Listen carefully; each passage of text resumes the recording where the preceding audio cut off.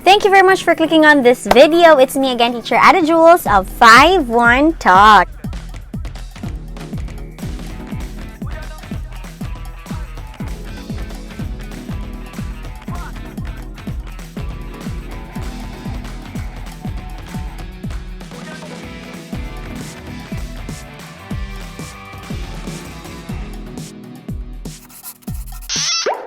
Hi champions! How are ya?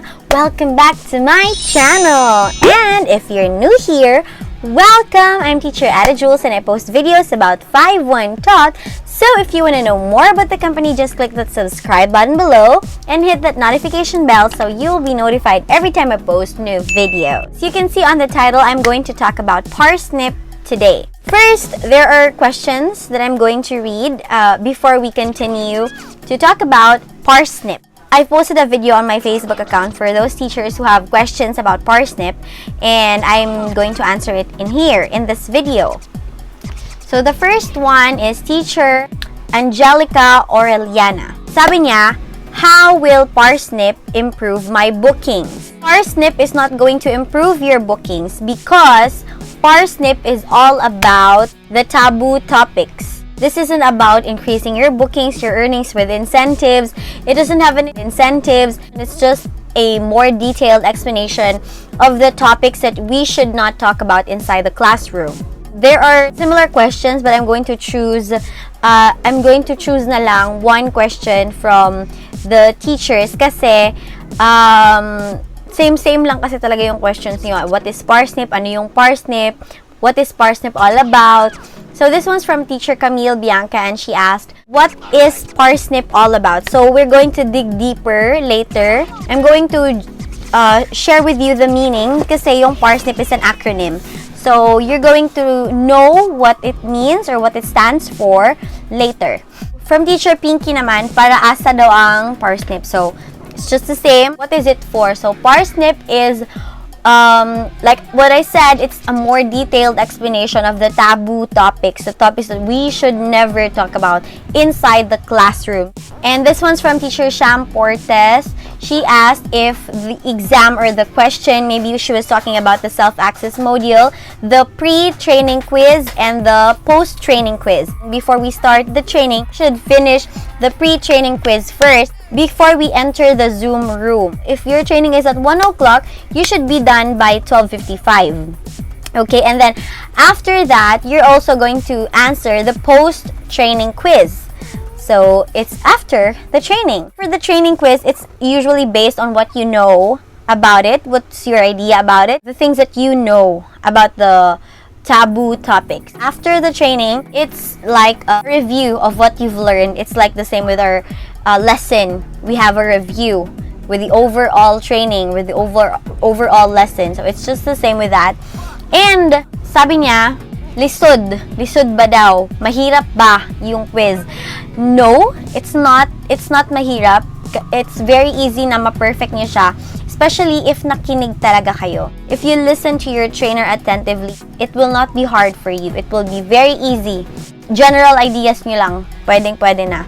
So from Teacher Resha Mendoza, she asked, are we required to attend even if we haven't received any notification to attend? There was a confusion, no? The teachers are like panicking to get a slot for Parsnip. The first memo, the first announcement from 5-1 Talk was all teachers are required to join this training. Kaya, that's why teachers are panicking kasi nagkakaubusan na, parang may hoarding. It's like there was a hoarding of slots for Parsnip. It's just the same with any other training. Nagkakaubusan. So, the next one naman, some teachers receive notifications, some teachers receive emails, some didn't. Some didn't receive anything. So, her question is, are we required to attend even if we didn't receive any notification? The second announcement that 5-1 Talk made, they say, only the teachers who receive notifications, email, text, or whatsoever are required to attend this training. So, that's it. That's the latest memo. That's what we should follow. if you didn't receive any notification, SMS, or email, if you didn't receive anything about Parsnip, do not take the training. Okay, because maybe you don't need one. Maybe they have selected some teachers based on the lessons that they have conducted before. They may have mentioned something taboo in the lesson, so that's just a warning. I'm not sure about this one. This is my personal opinion. I'm not sure kasi how they choose the teachers na mag-train. Only those who receive the message should join the training. That's it. So, sabi naman ni Teacher Sarah, paano daw mag-attend ng Parsnip? So, all you have to do is log into your My page, go to Book My Training, look for Parsnip. That's it. Only if you received a message. Who should take the training? If you received a message and then you haven't finished the training and you haven't taken the quiz, you have to take the training. So, anong mangyayari kung hindi perfect ang score sa quiz? So, if you don't get the perfect score, you need to retake the training. Yes. You also have to retake the post-training quiz.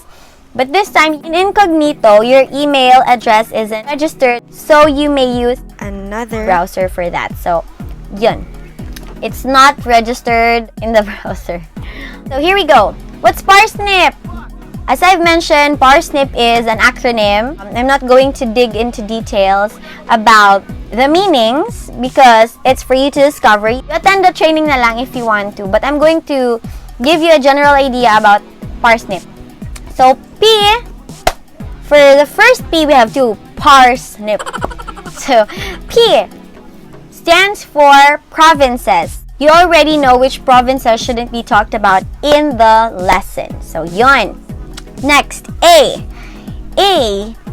Basically, these topics are the taboo topics, the topics that we should never mention or discuss or talk about in the lesson kasi it may trigger something, it may trigger a debate in the lesson. So, better not talk about it and just stick with the lesson. We're English teachers here. We're not debaters. We're English teachers, so we stick to the lesson. We teach English and not geography, history, or religion. Okay? So, yes. You stick with your beliefs, but never share it with your students kasi it may trigger some things.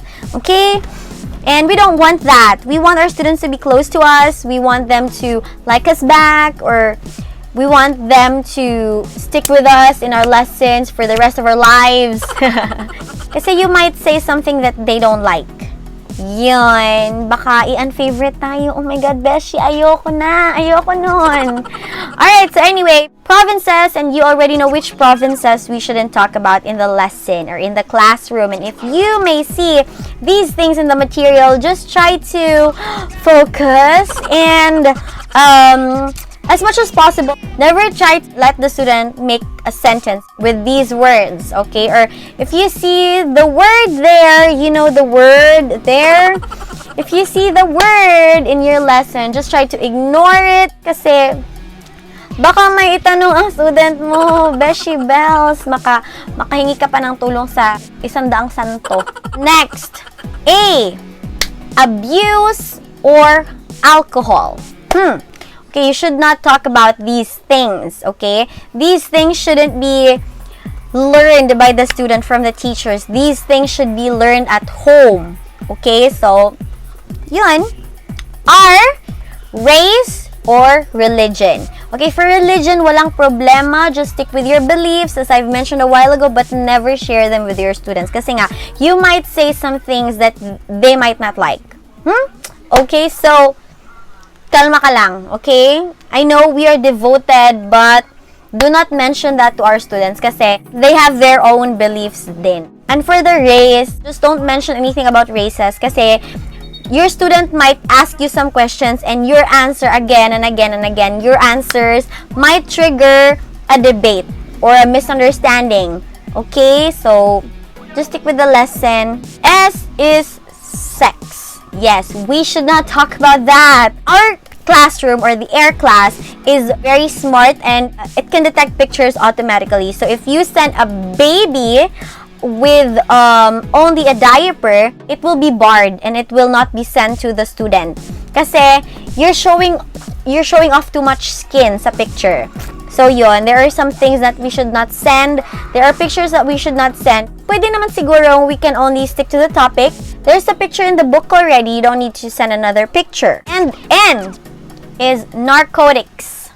Narcotics, drugs, national Chinese emblems, and flags. Okay? Para iwas confusion. Baka kasi ibang flag yung masend nyo. Parang ganun.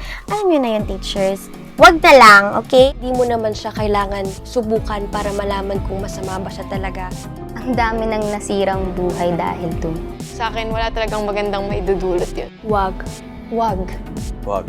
Wag. Wag. Wag. Okay? Just stay safe. Like, literal na safe. Next, I is for isms. What are the isms? Communism, Buddhism, atheism, capitalism, ageism. So, ageism, it's okay for the kids when you're going to ask them, how old are you? Because it's a general question and memorize na nila yung sagot. Usually nga, how we ask, hello, how are you? I'm 7 years old. Yung ganun. So, memorize na nila yun. It's okay for the kids, but refrain from asking those questions to young adults and above. Para lang sure and safe, okay? Be sure, be safe with your questions. And last one is pornography. Of course, common sense. We should not talk about these in our lessons. Okay? And mga bata yung students natin, kahit na sa adult students. And if they ask you some things, just try to be professional, try to focus, and try your best to divert the topic. That's it. Parsnip. Alright, so I guess that's it for our video today. I hope man lang naliwanagan kayo ng onte na very, very light. So if you still have any questions, feel free to message me and let me know your thoughts below. Like this video if you find this video useful and informative. And if you haven't subscribed to my channel yet, please do subscribe and hit the notification bell so you will be notified every time I post new videos. So that's it. Thank you very much, champions. I hope to see you again in my next video. Bye!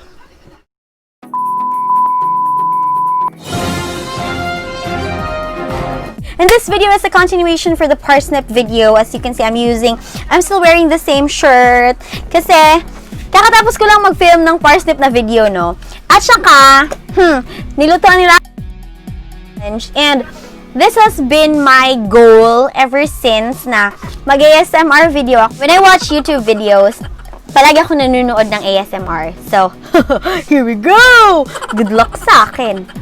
Okay. I'm very sorry. Hindi ko siguro ito mauubos, no? Imposible kung maubos ko ito. So, yan. Paano ba? Sabi ng tita ko, maanghang daw. Sobrang anghang daw nito. Sige, try ko. Dito. Para super dinig na talaga yung pagkain ng noodles. Alam nyo ba, wala akong table. Ang ginagawa kong table ay ang aking yan. Ang aking mga tuhod. Ano ba tong ASMR video na to?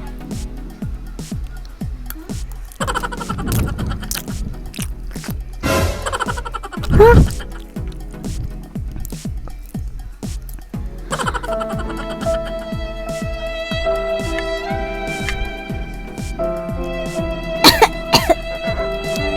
Oh my gosh! First time ko kasi nakaano nito.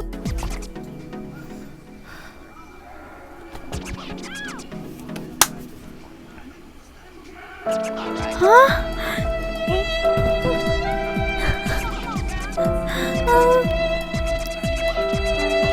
Uy, abi na ako pag...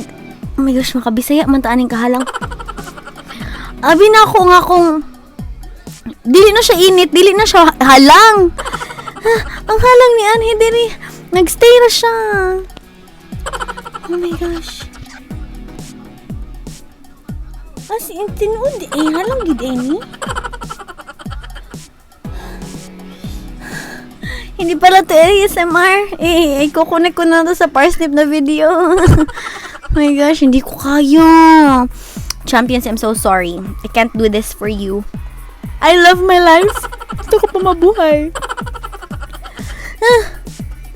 Marsag, nagana-ana, hindi mi, usa kong dila.